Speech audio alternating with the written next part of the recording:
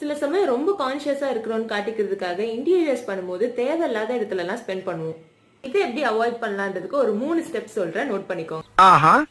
First thing, availability. நீங்க எதிர்பார்த்த design நீங்க எதிர்பார்த்த மாதிரியே வரணும்னு நினைப்பீங்க, கரெக்ட் தான். ஆனா அதுக்காக இம்போர்ட் பண்ணி மெட்டீரியல்ஸ் எடுத்துட்டு வரதுக்காக தேவையில்லாம ஸ்பெண்ட் பண்ணாதீங்க. கண்டிப்பா ஒரு டிசைனுக்கு ஆல்டர்னேட்டிவ் ஆர் சப்ஸ்டியூட் இருக்கும். ஸோ அதை ட்ரை பண்ணி பாருங்க. Second thing, environmental conditions. நம்ம ஊருக்கு தேவையில்லாத ஒரு டிசைனை நம்ம இன்கார்பரேட் பண்றோன்ற அவசியமே இல்லை. நம்ம ஊர் வெதர் கண்டிஷனுக்கு எது தேவையோ அதை பண்ணாலே போதும். என்ன பர்பஸ்க்காக அந்த யூனிட்டை யூஸ் பண்ண போறீங்க, எவ்வளவு காலத்துக்கு அது உங்களுக்கு தேவைன்ட்டு பாருங்க.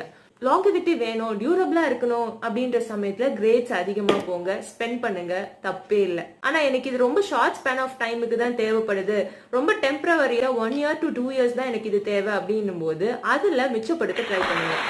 ஸோ நீங்களும் இந்த மாதிரி தேவையில்லாம ஏதாவது ஒரு இடத்துல ஸ்பெண்ட் பண்ணியிருந்தீங்க அப்படின்னா